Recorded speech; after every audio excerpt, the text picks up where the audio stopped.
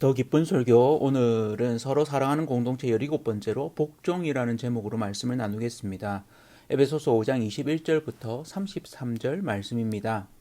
하나님의 새로운 사회로서 교회가 이루어지는 구체적인 원리와 실천 사항들을 같이 보고 있습니다. 지난주에는 이를 위해서 지혜로운 방법으로서 두 가지를 나누었습니다. 첫 번째는 세월을 아끼라, 꼭 기회를 선용하라를 다루었습니다. 한 주간 기회를 선용하셨습니까? 기회가 올 때마다 그 기회를 선으로 사용하시기를 축복합니다. 두 번째는 성령의 충만함을 받으라, 곧 성령의 지배를 받으라를 다루었습니다. 성령의 지배를 받을 때 일어나는 결과로서 네 가지를 말했습니다. 서로 화답하게 됩니다. 사랑 안에서 참된 것을 말하게 되죠. 중심으로 하나님을 예배합니다. 세 번째로 그리스도 안에서 하나님께 감사합니다. 네 번째로 서로 헌신하게 됩니다. 이 네 번째 결과, 서로 헌신하게 됩니다에 대한 구체적인 예시를 오늘 본문부터 다음 주 본문에서 관계에서의 적용으로 같이 보고자 합니다. 오늘 본문 5장 21절에서 6장 9절까지가 적용이죠. 그 구체적인 관계에서의 적용으로 아내와 남편, 자녀와 부모, 종과 상전을 다루고 있습니다. 오늘은 아내와 남편 부분을 다루면서 서로 헌신하게 되는 관계는 어떻게 이루어지는지를 같이 보고자 합니다. 들어가면서 오늘 아주 중요한 단어가 두 가지 나오는데요. 첫 번째 단어는 복종이라는 단어입니다. 헬라어로 히포타소, 우리 잘 모르고 또 익숙치 않은 단어인데 영어로는 서브미트입니다. 서브미트가 복종하다라는 뜻도 있지만 제출하다라는 뜻도 있죠. 이게 최근에는 복종이라는 단어가 그만큼 많이 쓰이지 않는다는 것을 보여주기도 합니다. 복종이라는 말이 좀 세게 느껴지죠. 그래서 좀 억압적으로 이렇게 들리기도 합니다. 그러나 히포타소라는 이 헬라어가 가지고 있는 의미에서 히포는 아래, 다운이고 타소는 세팅, 놓이다. 그러니까 아래에 놓이다라는 뜻을 가지고 있습니다. 관계에서 아래에 놓이는 것, 복종인데 이 히포타소는 자발적인 복종, 자발적인 순종을 이야기합니다. 그래서 이 단어가 갖는 원래 의미는 오히려 의역을 하다면 헌신에 가깝습니다. 그래서 오늘 부분을 저는 상호 헌신으로 의역해 보았습니다. 피차 복종하라, 상호 헌신하라, 이렇게 한번 해석해도 또 더 이해가 잘 될 것 같습니다. 성령의 지배를 받게 될 때 우리는 피차 복종하게 됩니다. 그리스도를 경외함으로. 에베소서 5장 21절에 말하죠.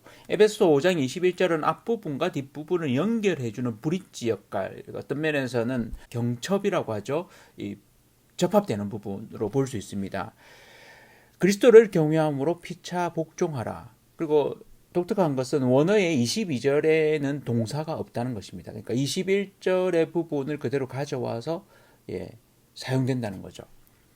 오늘 말하고자 하는 관계에서요, 하나님의 새로운 사회로서 이 교회, 성령의 지배를 받게 될 때 우리에게 일어나는 일로서의 결과를 이야기합니다. 그것은 피차 복종하는 관계를 누리는 것이죠. 소프트하게 이야기하자면 상호 헌신하는 관계를 맺어가는 것입니다. 이러한 일이 어떻게 일어날까요? 상호 헌신하는 관계. 제 이야기를 좀 하자면 청년부 때 회장으로 섬기는 기회가 있었습니다. 그러나 그 청년부에 조교인 동교 친구가 있었습니다. 그 친구는 굉장히 T 성향이 컸던 친구고 저는 F 성향이 컸던 친구입니다. 회의가 진행될 때나 마칠 때쯤 빠진 부분을 이야기를 합니다. 그리고 더 나아질 수 있는 제안들을 했습니다. 그런 때에 이렇게 제가 좀 힘들어했던 것 같습니다. 그래서 이 부분을 다음에는 미리 언지를 달라고 이야기를 했습니다. 요구를 했습니다. 그 친구는 어떤 주중에 연락을 할 때도 바로 일로 이렇게 들어가는 그런 친구였습니다. 그러니까 잘 지냈느냐, 어떻게 지냈느냐 이런 것은 생략하고 그 일은 어떻게 되노 하고 바로 묻는 스타일이었죠. 그래서 그것 때문에 서로 설왕설래가 있었습니다. 그래서 그 회의가 끝나고 나면 같이 밥 먹으러 가서 또 싸우는 거죠. 그러다가 이 친구를 이해하게 되는 계기가 있었습니다. 오후 예배의 말씀을 듣다가 이 친구 속에 계신 그리스도를 제가 보게 되었습니다. 깨닫게 되었습니다. 이 친구 기질대로 일하시는 그 그리스도. 그래서 이 친구를 제가 존중하게 되었고 상호 복종하는, 피차 복종하는, 상호 헌신하는 관계로 변화되게 되었습니다. 그렇다고 해서 뭐 그 친구랑 관계가 아주 좋아졌거나 더 이상 싸우지 않았다 이런 거는 아닙니다. 그리스도를 경외함으로 피차 복종하는 관계는 서로 속에 일하시는 그리스도를 볼 때 일어납니다. 그 안에서 함께 하시는 예수 그리스도를 느낄 때 우리는 그를 존중하고 그에게 피차 복종하는 관계로 나아가게 합니다. 물론 어떤 사람은 자연스럽게 상호 복종, 상호 헌신의 관계로 나아가는 사람도 있고요. 때로는 너무 다름으로 인해서 그 속에서 일하시는 그리스도를 봐야지만 상호 헌신하는 관계로 나아갈 수도 있습니다. 우리 성도님들이, 이 말씀을 들으시는 모든 분들이 서로 속에 그리스도를 보게 되시길 빕니다. 그로 말미암아서 상호 헌신하는, 피차 복종하는 관계를 맺어가시기를 바랍니다. 바울은 이렇게 상호 헌신하는 관계로서 부부 관계를 말합니다. 참 신기한 것은 아내에게 먼저 이야기합니다. 22절에서 24절까지 아내에게, 25절에서 32절까지는 남편에게, 그리고 33절에는 결론적으로 둘 다에게 말하면서 끝을 맺습니다. 남편에게 훨씬 길게 이야기하고 있습니다. 당시 에베소 지역은 로마와 그리스 문화의 영향권 아래에 있었습니다. 그 당시에는 아내를 사람 취급하지 않았고 물금 취급하며 아이를 낳고 키우는 존재로만 여겼습니다. 그러나 교회는 아내를 한 인격으로 오히려 바울은 남편보다 먼저 언급하고 있습니다. 남편과 아내를 수평적으로 이야기합니다. 다음 주에 볼 자녀와 부모에서도 자녀에게 먼저 이야기합니다. 종과 상전에서도 종에게 먼저 이야기합니다. 그들의 인권을 존중하는 부분들을 보여주는 거죠. 하나님의 새로운 사회로서 교회는 이렇게 관계에서부터 파격적입니다. 당시의 문화를 뒤엎는 새로운 사회였습니다. 아내에게 남편에게 복종하라고 명령하면서 원리를 제시하는데요. 에베소서 5장 22절입니다. 아내들이여 자기 남편에게 복종하기를 주께 하듯 하라. 왜? 남편이 아내의 머리이기 때문이라고. 마치 그리스도가 교회의 머리됨 같이. 여기에 중요한 단어, 오늘 두 단어가 있다고 했죠. 두 번째 단어가 나옵니다. 머리됨이라는 단어입니다. 헬라어로 케팔레라고 하는데 원천, 근원, 책임 등의 뜻을 가지고 있습니다. 남편이 아내의 머리 된다. 아내는 남편으로부터 나왔다. 창세기에 남자의 갈빗바에서 아내가 나왔다는 것을 생각나게 해줍니다. 머리됨이라는 것은 근원이 되고 원천이 될 뿐만 아니라 책임도 따릅니다. 남자가 하나님으로부터 명령을 받았기 때문에 그 역할에 책임이 있습니다. 동산 중앙에 있는 선악을 알게 하는 나무의 열매는 먹지 마라. 남편이 들은 거죠. 그 책임은 남편이 집니다. 머리됨입니다. 소위 말하는 권위라는 말과는 뉘앙스가 좀 다릅니다. 머리됨이라는 것은 남자가 먼저 있었고 책임을 지는 역할을 한다는 것입니다. 하나님의 창조 원리입니다. 남자와 여자의 역할 차이입니다. 그리스도가 교회의 머리됨이라는 부분으로 자연스럽게 연결되어집니다. 아내는 남편에게 복종하라고 말합니다. 자발적으로 그 아래에 놓이도록 하는 것, 헌신하는 것입니다. 아내의 역할이 돕는 배필이잖아요. 아내가 열등해서 그런 거 아니죠. 돕는 배필은 오히려 더 뛰어나야지 카운셀러의 역할을 할 수 있습니다. 예. 제갈공명의 역할을 할 수 있죠. 돕는 자, 조언하는 자는 더 뛰어난 자입니다. 역할이 다른 것이죠. 아내는 남편을 돕는 배필로 조언해주고 돕는 자입니다. 대신에 아내는 남편에게 복종하고 존경하라고 말합니다. 그것이 아내의 역할입니다. 이 원리는 교회가 그리스도에게 복종하듯이 하라는 것이죠. 당시 교회가 시작되는 때에 그들이 따르는 그리스도에 복종하는 것, 자연스럽고 당연한 것이었습니다. 그들은 이것을 자연스럽게 받아들이고 있었죠. 당시 사회에서 아내에게 이렇게 명령하는 것은 이 표현이 권위 아래 무조건 순종하라는 것이거나 아내를 물건 대하듯이 하는 그 문화에서 똑같은 이야기를 하는 것이 아니라는 겁니다. 돕는 배필로서 역할을 잘 감당하라고 존중하고 있습니다. 부부가 의견이 서로 다를 때가 있죠. 이야기를 나눴는데도 결정이 안 될 때가 있죠. 애매할 때. 그럴 때 남편이 그 최종 결정권을 가지고 책임을 진다는 것입니다. 그것이 머리됨의 역할입니다. 성경이 말하는 이상적이고 건강한 부부관계의 역학입니다. 기억하십시오. 머리됨에 대해서 케팔레. 그렇다면 남편은 어떻게 해야 될까요? 피차 복종함에 있어서 남편은 아내를 사랑해야 합니다. 어느 정도로? 그리스도가 교회를 위해서 자신의 몸을 주었듯이. 오늘 본문 에베소서 5장 25절에 남편들아 아내 사랑하기를 그리스도께서 교회를 사랑하시고 그 교회를 위하여 자신을 주신 같이 하라. 이것이 기준입니다. 남편들이 아내 사랑할 때 기준, 그리스도께서 교회를 위해 자기 몸을 주셔서 십자가에 죽으셨듯이 남편은 아내를 사랑하라고 명령합니다. 이것이 남편의 사랑의 기준, 모습입니다. 재미있는 것은 그리스도가 교회를 사랑하여 자신을 주심으로 일어난 일을 이야기하는데요. 26절에서 27절입니다. 이는 곧 물로 씻어 말씀으로 깨끗하게 하사 거룩하게 하시고 자기 앞에 영광스러운 교회로 세우사 티나 주름 잡힌 것이나 이런 것들이 없이 거룩하고 흠이 없게 하려 하심이라.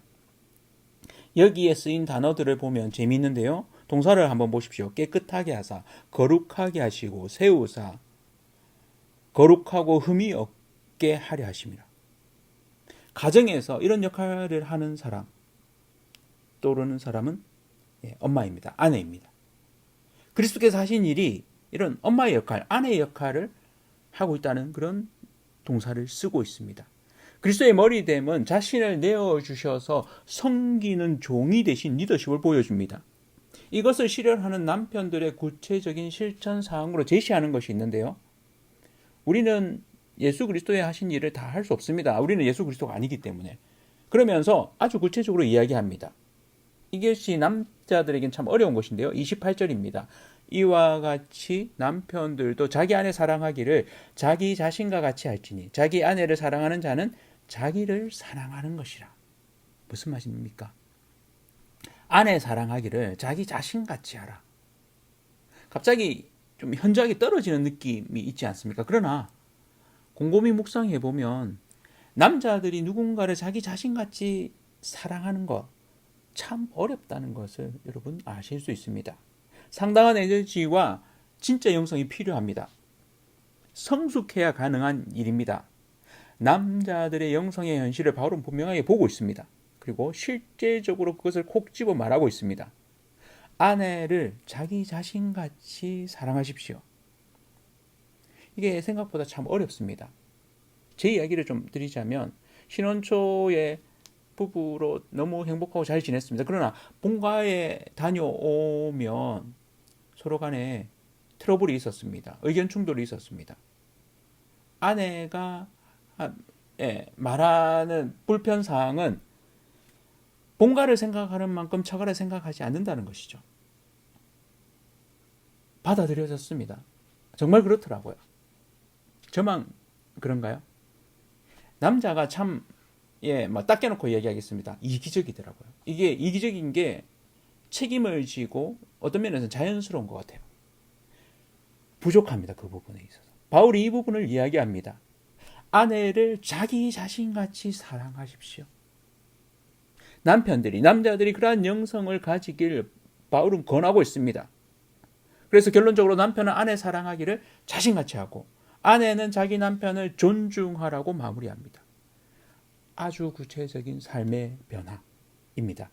성령의 지배를 받을 때 이러한 변화가 일어난다는 것입니다. 이러한 가정들 다 되시기를 축원합니다. 그럴 때 이 사회가 변화되어질 것입니다. 한국 사회 역시 여전히 남편들이 아내를 자기 자신같이 사랑할 때 변화가 일어납니다. 아내는 남편에게 자발적으로 복종하고 남편의 역할을 인정하고 존중하십시오. 이것이 상호 원신하는 관계입니다. 피차 복종하는 관계입니다. 한 주를 지내시면서 아내를 자기 자신같이 사랑하기로 결심하고 실천해 보십시오. 아내가 힘들 때, 나도 힘들죠. 근데 아내가 힘든 걸 보고 내 몸이 내 자신처럼 사랑한다면 설거지를 하고 빨래도 하고 그런 일들을 하는 겁니다. 아내는 남편을 돕는 배필로서 조언을 하고 잔소리를 합니다. 그런데 그러한 가운데서도 중요한 결정을 내릴 때는 남편의 결정을 따르고 또한 남편을 존중하고 존경하십시오. 바울이 이것이 하나님의 창조 원리이자 가정의 시작이라고 말하고 있습니다. 그리고 이것이 교회와 그리스도의 관계라고까지 이야기합니다. 에베소서 5장 32절이죠. 이 비밀이 크도다. 나는 그리스도와 교회에 대하여 말하노라. 놀랍습니다. 비밀입니다. 아는 사람은 알고 모르는 사람은 모르는 열린 비밀입니다. 교회 안에서 피차 복종하십시오. 상호 헌신하십시오. 우리의 머리는 예수 그리스도이십니다. 교회는 그의 몸으로 신부로서 아내로서 그리스도께 복종하는 자입니다. 우리는 그리스도 안에서 상호 헌신하는 자들이죠. 서로를 위해 피차 복종하는 관계를 만들어 갑시다. 교회를 이루어가는 원리이고 관계의 원리입니다. 현재의 교회됨의 관계를 이루어감에 있어서 우리는 바울이 제시하는 원리가 얼마나 이상적이고 파격적이면서도 구체적이고 실천적인지를 봅니다. 이렇게 행하면 이혼하지 않습니다. 에베소 당시 남자는 지배자였고 통치자였습니다. 모든 권위는 남자가 가지고 있었고 남자가 집을 잘 다스리면 편안한 것으로 여겼습니다. 그러한 이야기가 아리스토텔레스의 정치라는 책에 나옵니다. 그러나 지금은 좀 바뀌었습니다. 오히려 여자가 모든 책임을 지고 결정을 하는 듯하게 말합니다. 페미니즘이 많이 이야기되어지고 있습니다. 그러한 가운데서도 중요한 결정을 내리는 것은, 책임을 지는 것은 남편입니다. 그럴 때 그 가정이 바로 섭니다. 남편은 아내를 자기 자신처럼 사랑하십시오. 아내는 남편을 존중하십시오. 남편의 머리됨을 인정하십시오. 남편은 아내를 약한 것으로 알고 도우십시오. 자기 몸을 주신 그리스도처럼 그렇게 사랑하십시오. 자기 몸을 돌보듯이 양육하고 보호하십시오. 상호 헌신은 서로 안에 있는 그리스도를 보는 것입니다.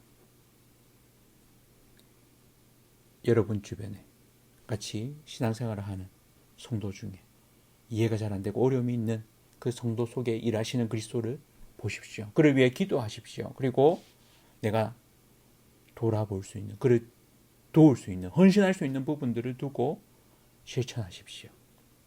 나를 그 아래에 두는 자발적인 헌신, 히포타소를 실천하심으로 하나님의 새로운 사회인 건강한 교회됨을 누려가시기를, 만들어가시기를, 그 관계를 이루어가시기를 축원합니다.